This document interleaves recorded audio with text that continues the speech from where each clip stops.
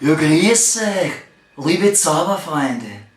Ja, ich bin ein Wiener Zaubermaster. Ich hab in der Volkshochschule die magische Meisterprüfung gemacht. Aha. Und die nicht nur bestanden, sondern mit Auszeichnung bestanden. Ja, und jetzt bin ich ein staatlich geprüfter Zaubermaster, ne? Und habe ein super Zauberzeugnis. Man sieht und staune, ne? Kunterbunt, schwarz auf weiß. Und mit dem Zeugnis, das ist international anerkannt, darf ich sogar in Las Vegas auftreten. Aber bis dato habe ich noch leider kein Las Vegas Showmanager engagiert. Wurscht! Tiger oder Elefanten aus einem schwarzen Zylinder ziehen kann heutzutage sowieso schon jeder Dorftrottel Zauberer. Ich will euch was ganz Besonderes zeigen, meinen einzigartigen Zaubertrick. Ja? Und der Trick ist nicht sehr umfangreich, auch nicht schwierig zu kapieren bzw. leicht durchschaubar. Wenn man genau hinschaut, ihr müsst genau hinschauen, da habe ich einen kunterbunten Gummiballen, liebstes, ne?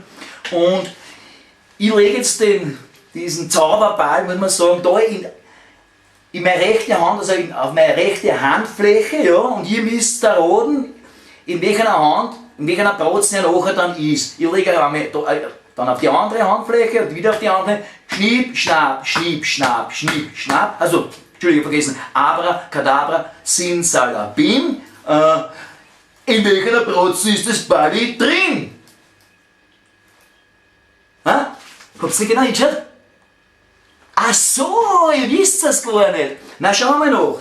Vielleicht ist gar nicht in einer von meinen Bratzen, vielleicht ist das kunterbunte Ball in einer meiner Sakkotaschen. Na, schauen wir ja nicht da.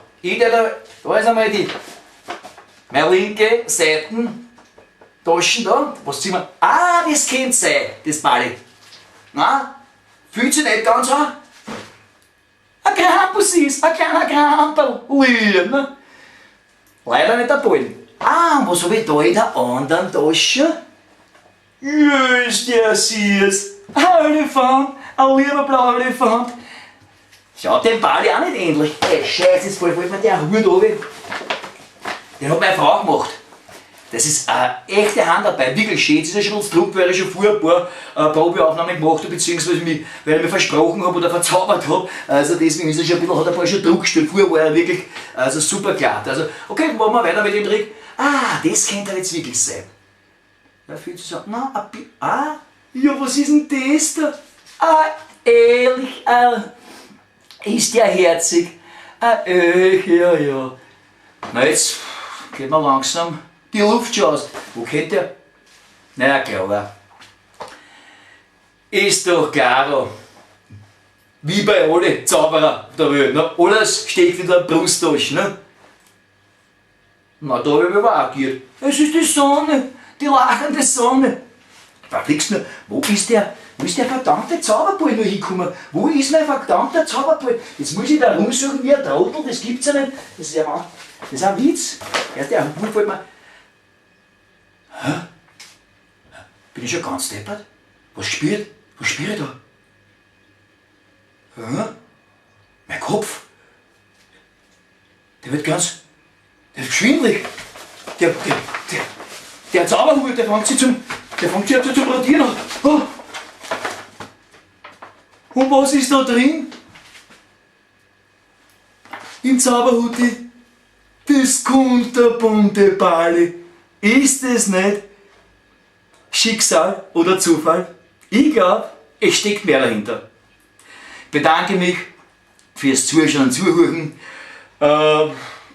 Ich hoffe, meine Zaubershow hat euch gefallen. Sage ich das wieder eine. Krampel, Öch, Ele, Sonne, Ballen ist ganz unten. Ja.